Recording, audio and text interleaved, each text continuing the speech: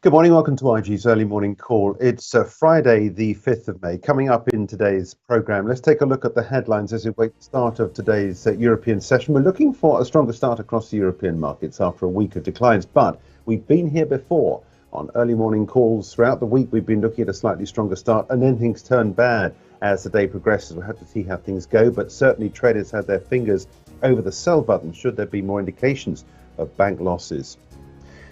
All this comes as the dollar continues on its downward trajectory, this ahead of the US jobs data out at 1:30 p.m. today. We're live on the IG platform. And US earnings, Coinbase last night up almost 10%, but we saw a near 20% loss in Lyft shares. Apple doing well after its fiscal second quarter. Let's take a look at volatility. The market showing this move up in volatility that we've seen this week, which indicates that people are less inclined to hold risk assets. And this has been seen with these declines we've seen in the equity markets. Now, I've got this FTSE 100 chart up for you here, which shows 30-minute candles. The dotted vertical line that I've got here is yesterday's cash close. And you can see that we are looking for a slightly stronger start to the trading day today. So that's 30-minute candles showing that indication on the IG platform of a stronger start to the cash session. But look at it in terms of the daily chart, and you can see over the last 4 or 5 days, in fact, since Monday, when we're pretty much at the high point, just below the 7,900 level, since then it really has been a week of declines. Despite the fact we got those gains at the moment, it really isn't looking particularly good. And in fact, I'm still maintaining that with these new recent lower lows that we've got, and we'll see this more on the S&P 500 in just a moment, where we got that tick lower that we saw yesterday. I think all this indicates that there is a potential for further downside to come. MACD pointing lower. I've been talking about a lot about this recently.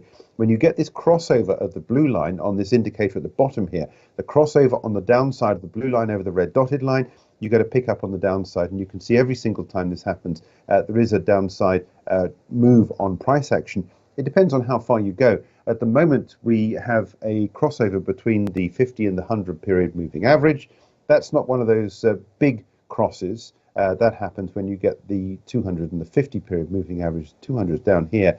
But I think potentially there is further downside to go, despite the fact we got a small gain on the session, this early part of the day's trade. If you are short on this and you want to sustain a short position, the price target are the lows that we had here back in October last year, all the way down at 67.04, currently trading at 77.38. Your stop would go in this area up here, just below the 8,000 level if you're short on the FTSE 100. Same sort of price action I think we've seen, broadly speaking, on the German DAX. The only thing I'd say is that we got this consolidation at these levels here, where we've seen this high that we had here back on the 7th of March at 15,710 acting as a line of support. Yesterday we saw a positive day on the 24-hour markets on the German DAX, but I do point you to the fact that we saw a cash session down yesterday, so it does actually go down as a weaker day in terms of history, but the 24-hour markets did actually manage to eke out a gain, as we saw those late gains across the markets yesterday after the European market close, and we're consolidating pretty much at the close we saw yesterday at 15,790 on the German market. So we are expecting a stronger start there, and indeed the same with the French markets, although this is looking more like the London market, with yesterday's intraday trade taking us down to levels not seen since the 10th of April at one point yesterday, before a rebound. Today we're trading at 73.72, which is indicating to me that we're expecting a stronger start there as well on the session. Yesterday we saw the European Central Bank come through on interest rates. Bloomberg reporting yesterday afternoon that the ECB hawks gave up on a 50 basis point hike without too much of a fight. But certainly Christine Lagarde saying yesterday, not much chance for pause in interest rate hikes because inflation has yet to be conquered. Let's take a look at Asia. Overnight in the Asia Pacific markets, no trade again for a third day in a row for the Japanese markets today. So we put in another Singapore Straits Times index just for the record down. Outside of that, gains across the board. Hang Seng stock index rising. S&P SX 200, the Australian benchmark, up on the session today by a margin of just over 0.25%. Let's wind the clock back, take a look at what's been happening on the US markets. As of yesterday's close, we saw losses across the board. The biggest losses we've seen there on the Dow Industrials, down almost 0.9% on the session yesterday. And in fact, if you look at the chart here, the spike lower that we had yesterday at the low point of yesterday's session, down at 31st of March low. So offsetting all the positivity we saw in the April session, in April markets. May has started disastrously on the Dow, like a lot of these markets. MACD pointing lower.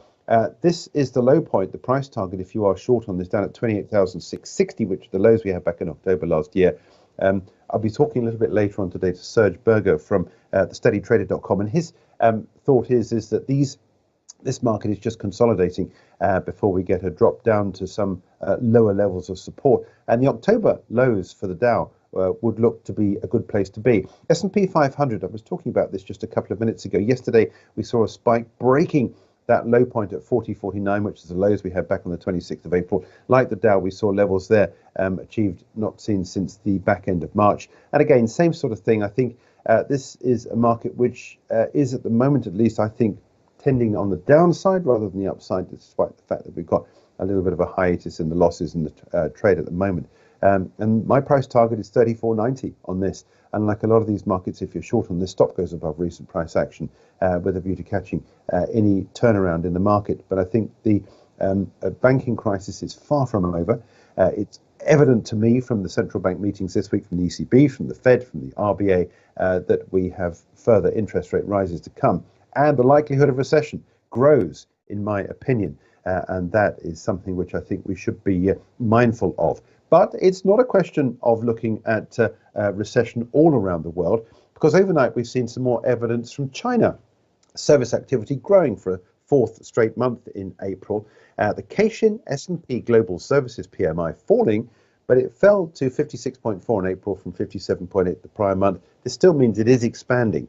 The composite PMI, which includes both manufacturing and services activity, fell to 53.6 from 54.5 in March, also marking a fourth straight month of expansion. And I think the point to be made here is the fact that not all markets are necessarily going to drop, like I suspect we could well see declines across Europe and across the US over the next 2 or 3 months or so, taking us down to those October lows. I think there are pockets of interest around the world for those that want to invest in markets. And I think certainly China, after coming out of COVID, assuming we don't get any massive military build-up action and whatever else have you, and some sort of souring of the political mood, the markets themselves don't look too bad in the Chinese region. And I think as a result of that, we could well end up seeing some opportunities in things like base metals and some of the manufacturers that are doing so much better out in that area of the world. In a few minutes, French industrial production numbers. Economists seeing a 0.3% fall in March month-to-month after a 1.2% rise in February.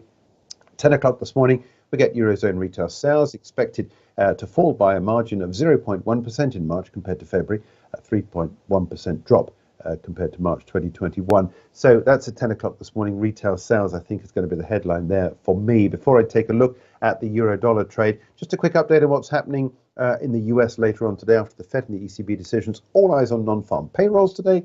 Economists forecasting, on average, 180,000 job creations.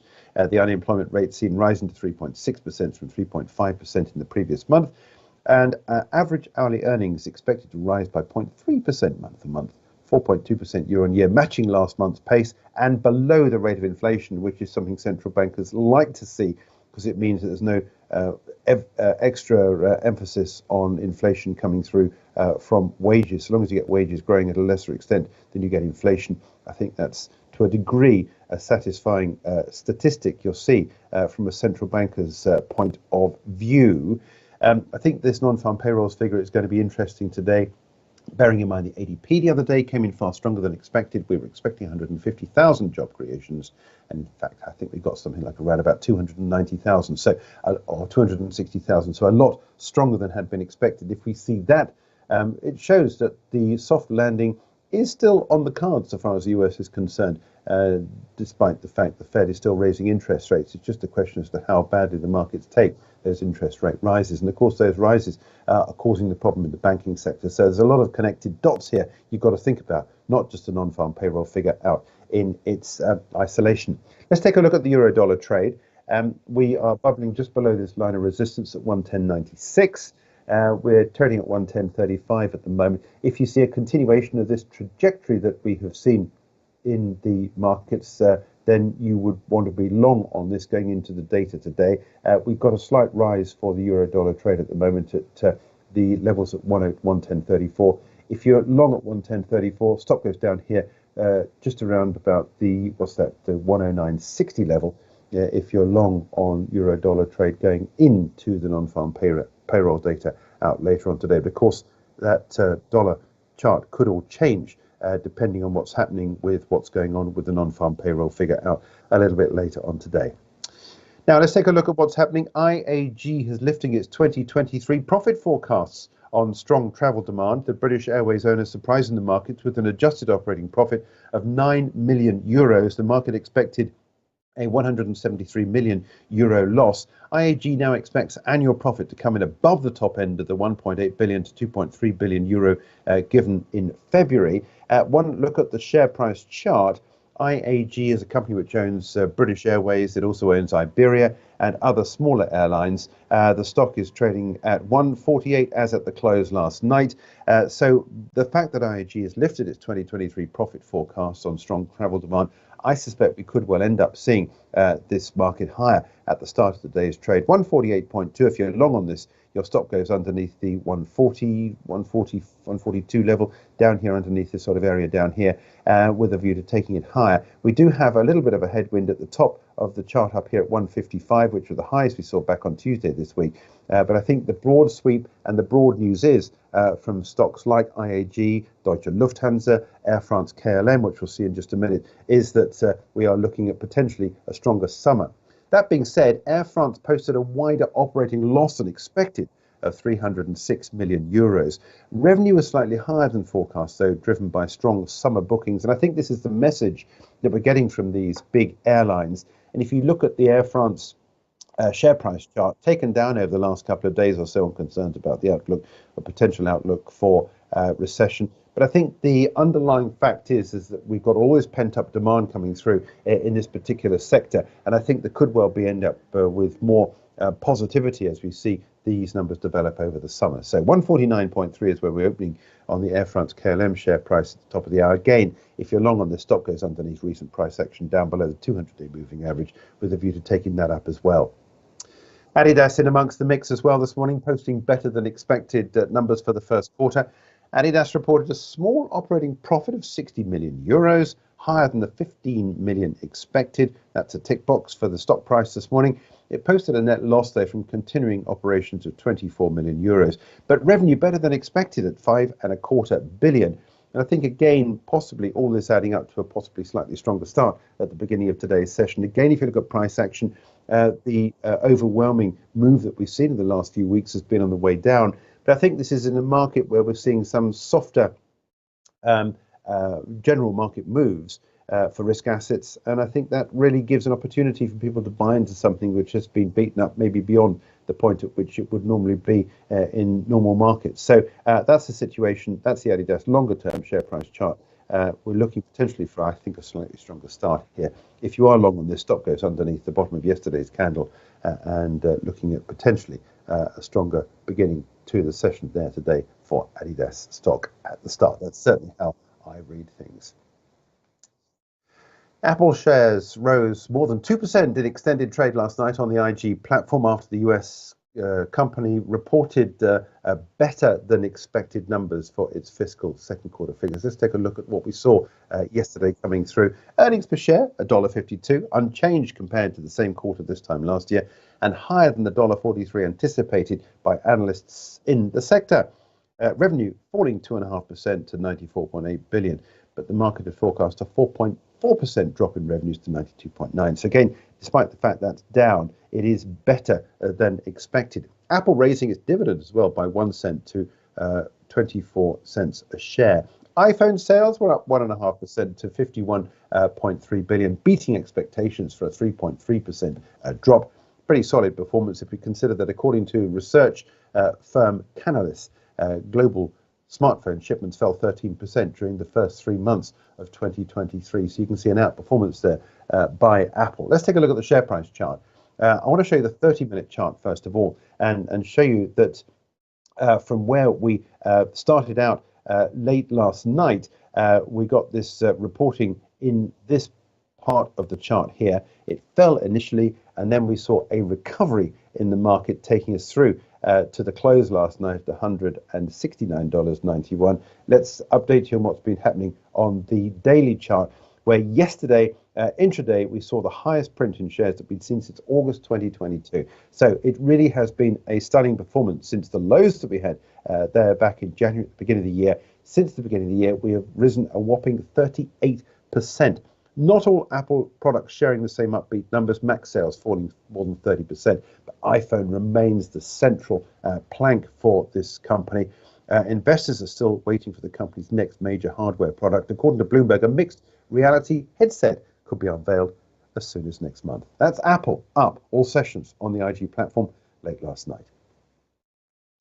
Let's now move on to take a look at some other areas of the market. Coinbase shares jumping nearly 11% in after-hours trade last night. The crypto exchange platform posting a smaller loss of 39 cents a share than expected. Revenue also better than anticipated at 772 million. Now, what I want to do is to show you the price chart here for Coinbase compared to Bitcoin. Now, Bitcoin is this upper line here, and Coinbase, you can see here, I think, this divergence that we've had recently from these two. This is the Coinbase chart down here. This is Bitcoin chart up the top here. We quite often look at one playing off against another, but this divergence has been marked. The company's lowered its operating expenses by 24% from last quarter and reported $607 million in expenses, much lower than the prior range. I think all this added up to a far more positive end of session yesterday. And you can see the rise that we saw in Coinbase shares yesterday. This was a rise of almost 10% on the trading day yesterday. Trading volume is more than half to 145 million. I think broadly, this is why we've seen this divergence between Coinbase and Bitcoin, because Coinbase now has far more larger competitor base, retail volume shrinking as well on the Coinbase exchange, which has meant that we've seen this drop recently. But it was a healthy recovery in shares late last night. Unlike Lyft shares, sinking at an alarming rate yesterday, down almost 20% after posting a much wider loss than anticipated for the ride-hail company. Its arch competitor, of course, is Uber Technologies. Loss per share 50 cents compared to expectations of an 8-cent loss. Revenue coming in at just 1 billion. To catch up with its competitor, Uber, Lyft had to cut prices. Now, this translated into 10% more riders in the first 3 months of the year, but leading to a drop in margins. Regarding guidance, Lyft expecting revenues of $1 billion, between 1 billion and 1.02 billion, but that's below estimates that we had previously expected. Core earnings coming in between 20 and 30 million on the outlook, way behind the forecast of 49.3 million. And as a result of that, we've seen the loss in Lyft shares again last night. I want to show the long-term picture from the record highs we saw back in, March 2021 of 68.25, although it's below the IPO price of $72 a share. But look what happened last night. Big losses last night, taking us down to just 908. Now, let's talk about what else is happening in the markets. I referred at the top to concerns about the outlook for what's going on in terms of the overall economy and the uplift in expectations for recession. Let me just quickly show you this chart here. This is Brent. Brent down in the last week. This is a weekly chart here. This is the poorest performance we've seen since the back end of March. It's being caught at the moment by the 200 period moving average on the 1 week chart. Let's look at the daily chart. You can see it's been a disastrous week on this concern about the fact that central banks have been raising interest rates, and there's no let up there as well.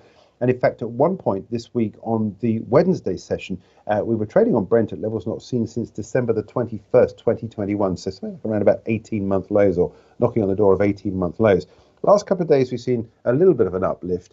I want to quickly wind the clock back to last week and take a look at what happened last week, the Baker Hughes rig count, because we've got a chart here showing what happened there.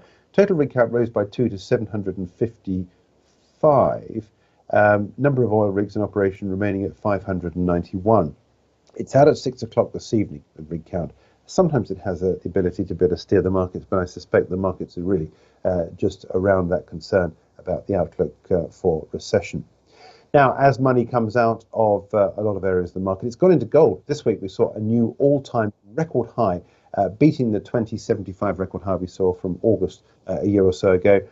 New high of 2082. A little bit of a pullback since then. 2046 is where we are, broadly speaking, holding on to many of the recent gains in the price of that market. But that's not where the big gains have come. Big gains have come in spot silver. And in today's session, we've got a new higher high, up 48.85% from the lows that we had back on the 31st of August last year. And we're now at levels not seen there since April 2022.